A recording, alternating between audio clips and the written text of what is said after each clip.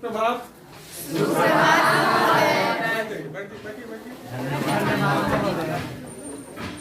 पिछली कक्षा में हमने अलंकार पढ़ा। आज हम लोग पढ़ेंगे समास। समास जानते हैं? समास किसे कहते हैं? समास किसे कहते हैं? पदों के जिनसे पूछेंगे वो बताएंगे। समास आज पढ़ेंगे समास।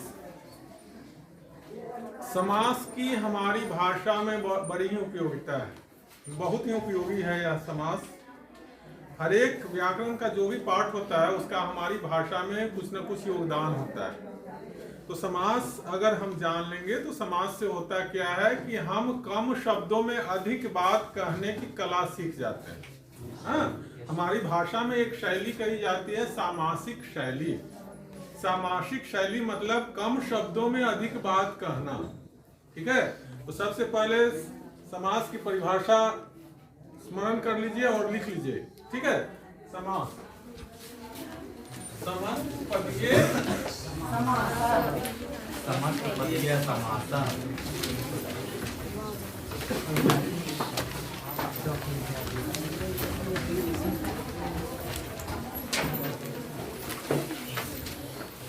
समस्त पदीय समास। एकदम रिलैक्स रहिए। हाँ, ज्यादा तनाव में आने की जरूरत नहीं है। एकदम शांत रहिए और रिलैक्स रहिए। तो समस्त पदीय समास अर्थात पदों के संक्षेपण को समास कहते हैं। पदों के संक्षेपण को समास कहते हैं। अब मैं आप लोगों के पास आ रहा हूँ। हाँ, क्या नाम है? शुभम कुमार सर। शुभम कुमार, बताइए पद किसे कहते हैं? किसी शब्द को जब वाक्य में प्रयोग करते हैं तो उसे पद कहा जाता है। वाह, ताली बजाइए। यानी वाक्य शब्द को ही पद कहते हैं। जब वाक्य में प्रयुक्त कर दिया जाता है शब्द को तो वाक्य में प्रयुक्त शब्द क्या कहलाता है? पद कहलाता है। आज के बाद भूलिएगा नहीं भूलेंगे। ठीक है, तो वाक्य में प्रयुक्त शब्द क्या कहलाता है? पद कहलाता है। रिया सोच रही कि सर कहीं हमसे न प्रश्न पूछ दें, पीछे चलते हैं। हाँ, नाम? वर्णों के सार्थक समूह को शब्द। वर्णों के सार्थक समूह को ही शब्द कहते हैं। बहुत अच्छी बात, इनके लिए भी ताली। वर्णों के सार्थक समूह को रिया। समस्त पदीय समास यानी पदों के संक्षेपण को समास कहते हैं। यानी समास में क्या होता है? कम से कम शब्दों पदों से या शब्दों से अधिक बात कहने की कला आती है। इसको सामासिक शैली भी कहा जाता है। बहुत सारे लोग यह कला जब आप जान जाइएगा तो कम शब्द में ही अधिक बात कहने की क्षमता हो जाएगी। अब पद आपने जान लिया। वाक्य में प्रयुक्त शब्द क्या होता है? पद होता है। शब्द को ही पद कहते हैं। जब वाक्य में प्रयुक्त कर दिया जाता है शब्द को तो पद कहलाता है। ठीक है, तो समस्त पदीय समास पदों के संक्षेपण को समास कहते हैं। अब समास के भेद लिख लीजिए, क्योंकि हमारे यहाँ बहुत सारे व्याकरणाचार्यों ने समास के 6 से भी अधिक भेद बता दिए हैं, लेकिन हमारे यहाँ हम समास के 6 भेद जानेंगे। समास के मूलतः 6 भेद होते हैं। पहला भेद देखिए, पहला अव्ययी भाव।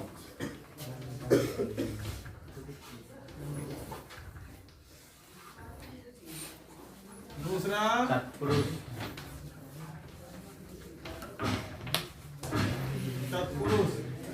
तीसरा बहुव्रीहि। नहीं, शांत रहिए। हम सीक्वेंस में इस प्रकार लिख रहे हैं कि आपके दिमाग में बात आ जाए। पहला अव्ययी भाव, दूसरा तत्पुरुष, तीसरा द्वंद्व। द्वंद्व समास, चौथा बहुव्रीहि।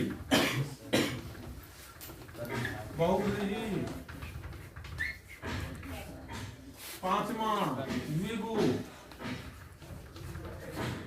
छठा कर्मधारय।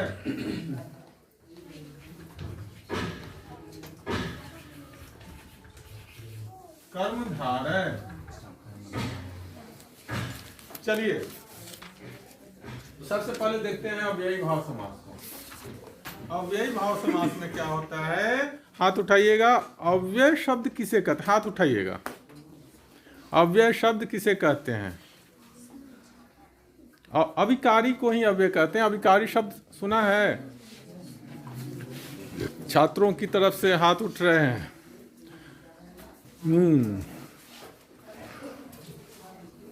सावन, सावन बताइए कि अव्यय शब्द किसे कहते हैं? वैसे सब जिनका लिंग परिवर्तन, लिंग वचन परिवर्तन ना हो। वैसे नहीं, थोड़ा सा इसको और इस तरह कहेंगे कि वैसे शब्द जिनका लिंग वचन कारक इत्यादि के कारण रूप परिवर्तन नहीं हो। Yes sir. वेरी गुड, बहुत अच्छा, सही है। हाँ, तो ऐसे शब्द जिनका लिंग वचन कारक इत्यादि के कारण जिनके रूप में कोई परिवर्तन नहीं हो, उसे क्या कहेंगे? अव्यय, अव्यय कहेंगे या अविकारी शब्द कहेंगे। तो ये जो, अब जैसे एक एग्जांपल मैं आपको दे दूं। एक शब्द आता है जिसमें बड़े बड़े लोग, टीवी चैनल वाले लोग भी गलती कर बैठते हैं, तो आपको आज के बाद उस शब्द में गलती नहीं होनी चाहिए। हाँ, आपके द्वारा गलती नहीं होनी चाहिए, ठीक है। तो एक शब्द है ताजा, ठीक। तो ये जो ताजा शब्द है, ये अव्यय को क्लियर करने के लिए मैं बता रहा हूँ।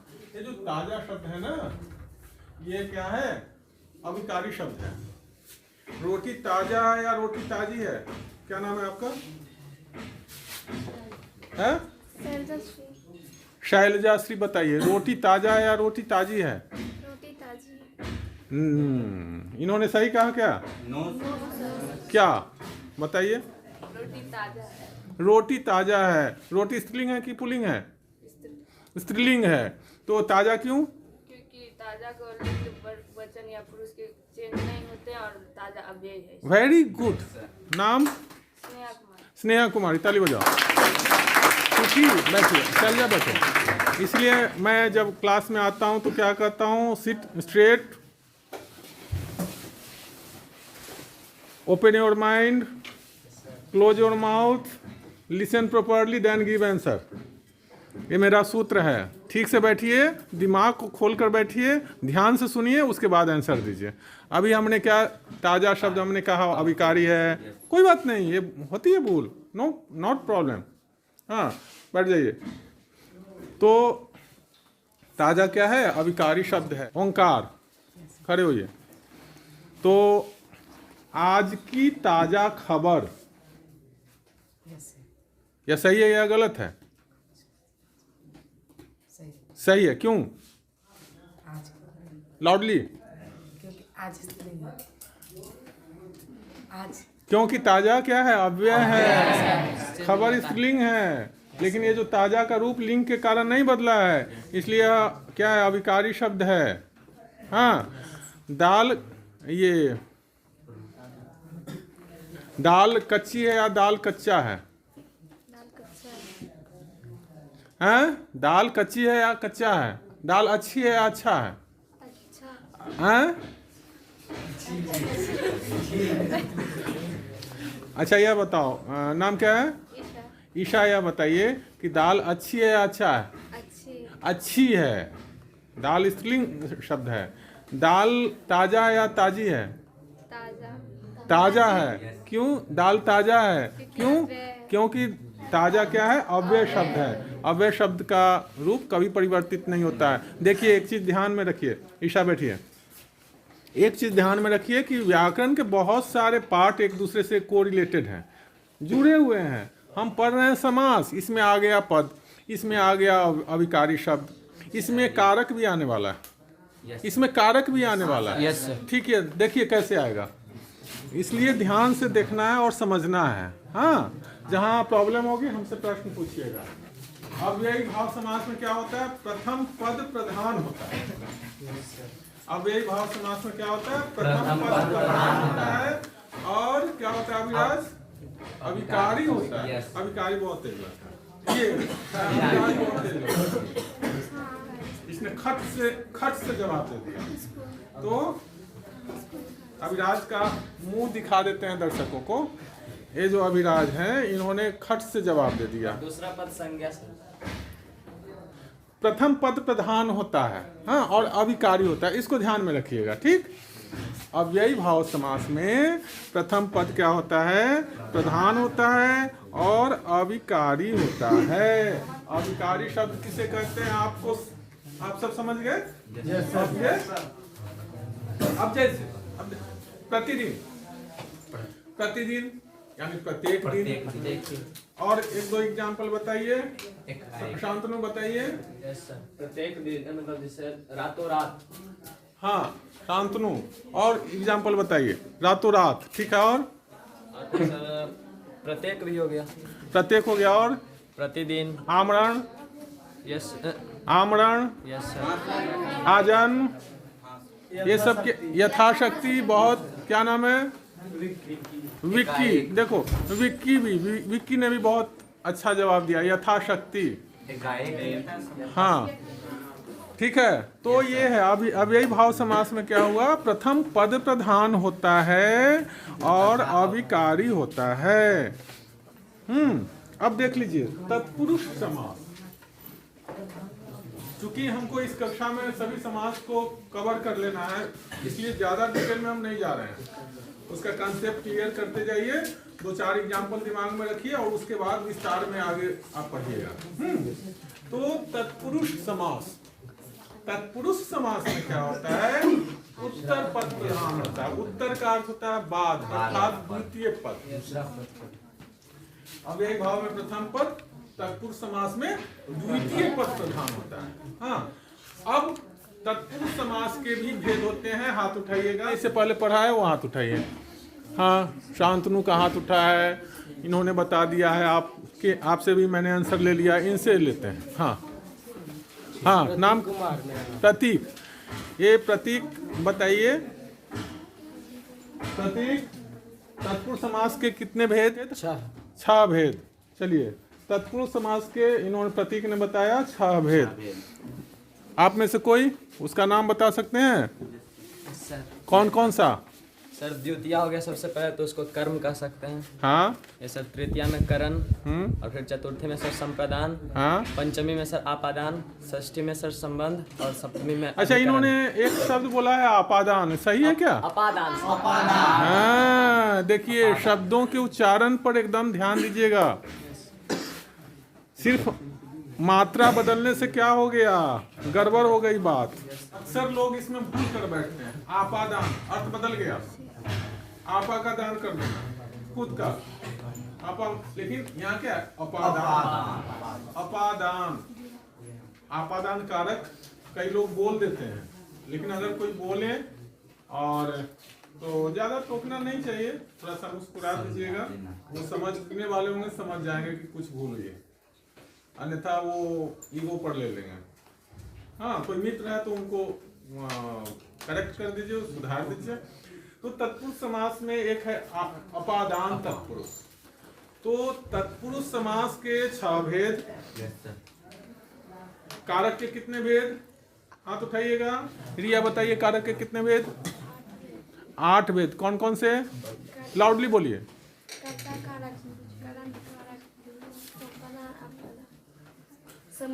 कर्ता, कर्म, करण, संप्रदान, अपादान, संबंध, अधिकरण, संबोधन, ऐसे बोलेंगे। कर्ता, कर्म, करण, संप्रदान, अपादान, संबंध, अधिकरण, संबोधन। अब इसमें कारक के चिन्ह को क्या कहते हैं? क्या कहते हैं पता है? कारक चिन्ह याद है? कौन कौन सा? उसे क्या कहते हैं? परसर्ग कहते हैं, है ना? कारक के चिन्ह विभक्ति भी कहते हैं, ठीक? हाँ, परसर्ग भी कहते हैं, विभक्ति। हाँ, चलिए कोई बात नहीं। तो ये जो कारक के 8 भेद हैं, उसमें से कौन सा कारक हटा देंगे तो तत्पुरुष समास का भेद हो जाएगा? कर्ता और संबोधन। Very nice answer. ईशा के लिए ताली बजाइए। बैठिए। ईशा ने बताया ये जो कर्ता कारक के 8 भेद है ना, उसमें से प्रथम कारक है कर्ता और अंतिम कारक है संबोधन।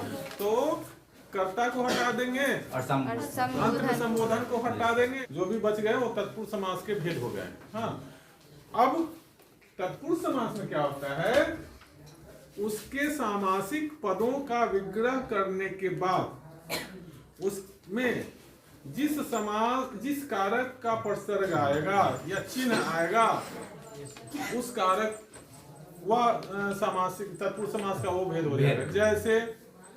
जैसे कुमार, चिड़ीमार, चिड़ीमार, चिड़िया को मारने वाला, तो कौन सा कर्म तत्पुरुष। ठीक उसी प्रकार ध्यान दीजिए। तो चलिए आप ही लोगों से आंसर लेते हैं। बताइए पॉकेट मार, पॉकेट को मारने वाला अर्थात कर्म तत्पुरुष समास। चलिए इधर, और लीजा कोई, हाँ लीजा कह रही है, लीजा नाम है ना, हाँ लीजा कह रही है राजपुत्र अर्थात राजा का पुत्र। तो इसमें कौन सी विभक्ति है, षष्ठी विभक्ति है ना, षष्ठी तत्, इसलिए इसको षष्ठी तत्पुरुष भी कहते हैं संस्कृत में। हिंदी में संबंध तत्पुरुष समास। देखा कि अव्ययी भाव समास में प्रथम पद प्रधान होता है, अव्यय होता है। तत्पुरुष समास में उत्तर पद प्रधान होता है या द्वितीय पद प्रधान होता है। द्वंद्व समास में क्या होता है, दोनों पद। साक्षी बताइए, खड़े होइए। मम्मी अच्छी कि पापा अच्छे? हाँ, मम्मी अच्छी कि, हाँ मम्मी पापा है ना, शब्द आता है ना, पद है ना, तो मम्मी अच्छी या पापा अच्छे हैं? दोनों अच्छे। तो इसमें कौन सा समास हो गया? क्यों?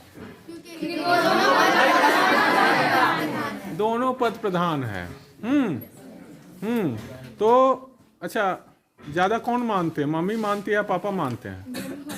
ज्यादा कुटाई कौन करती है, मम्मी या पापा? कोई नहीं। अच्छा, ठीक से बताइए, हम वीडियो कट कर देंगे। बताइए, मम्मी ज्यादा कुटाई करती है या पापा? हैं? अच्छा रिया, बैठिए आप। हाँ, रिया ने कहा कि मम्मी। हैं? तो यहाँ पर क्या हुआ, दोनों पद प्रधान हो गया।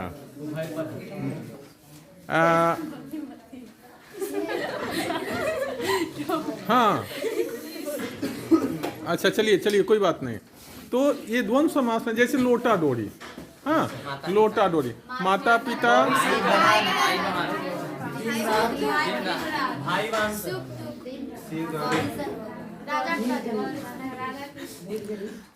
एक साथ नहीं बोलिए। Yes sir. तो और कोई उदाहरण बताइए आप। हमने हाँ, शंकर पार्वती, ठीक है। और माता पिता, राम सीता, सुख दुख, कितना आंसर आ रहा है, बहुत अच्छी बात। हाँ हाँ हाँ, अन्न जल, ठीक है, अन्न जल, कृष्ण सुदामा। चलिए आप समझ गए, आगे बढ़ते हैं। आप लोगों ने एडॉप्ट कर लिया चीजों को, अब हम आगे बढ़ते हैं, टाइम वेस्ट नहीं करना है।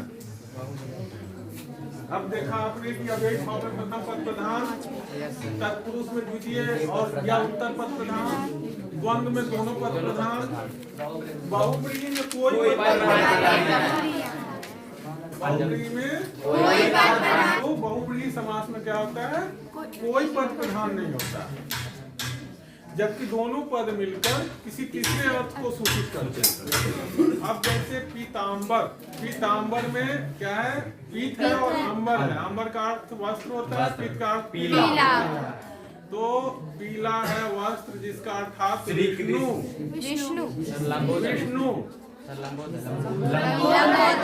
एक चीज और ध्यान में रखनी है कि एक सामासिक पद में एक से अधिक समास हो सकते हैं, ठीक। एक सामासिक पद में एक से अधिक समास हो सकते हैं।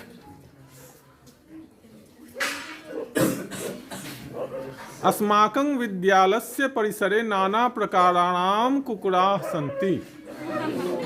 हाँ, भों भों कर रहा है। तो चलिए, कोई बात नहीं। भुक्कंती। अब देख लीजिए, एक शब्द है पीताम्बर, ठीक है? ठीक, तो पीताम्बर में क्या होगा? पीला है वस्त्र जिसका अर्थात विष्णु। हाँ, पीताम्बर में पीला और अंबर दोनों पद मिलकर, दोनों पद की प्रधानता नहीं है इसमें, तीसरा पद इसमें आ जाता है। तो पीला वस्त्र जिसका अर्थात विष्णु। अब देखो नीलकंठ, नीला है नीला है कंठ जिसका अर्थात अच्छा लंबोदर, मृत्युंजय। तो अब इसमें क्या है, इसमें कर्मधारय समास भी हो सकता है। Yes sir, संख्यावाची।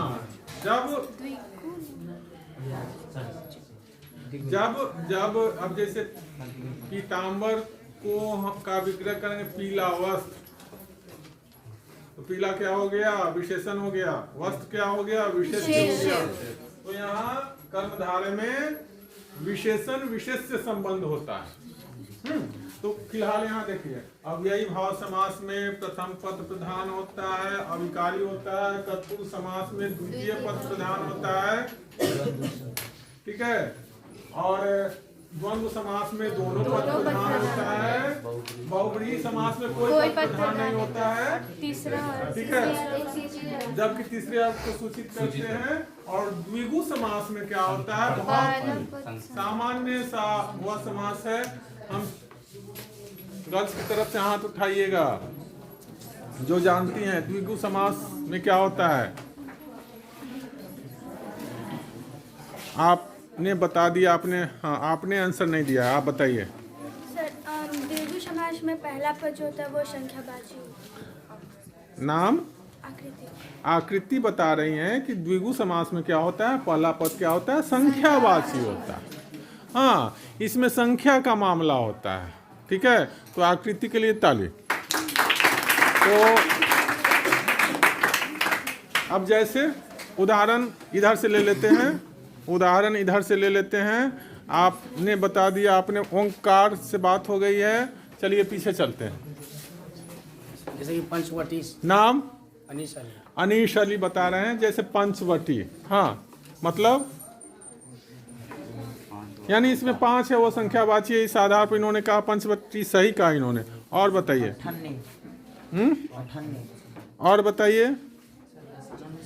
दशानन, बिल्कुल 10 आनन, यस सर।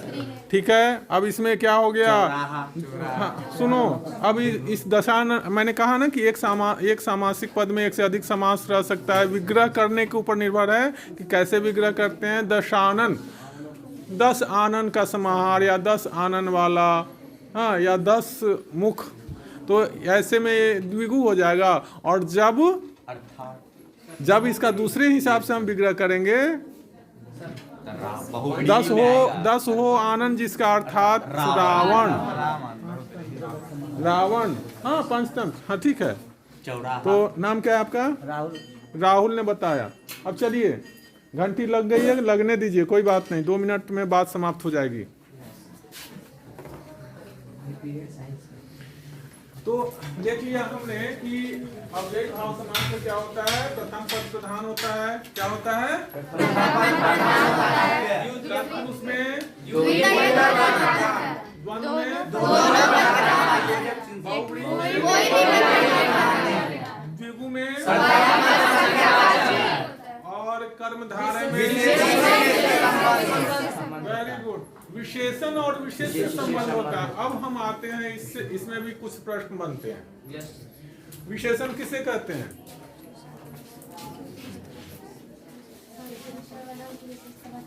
नाम क्या है?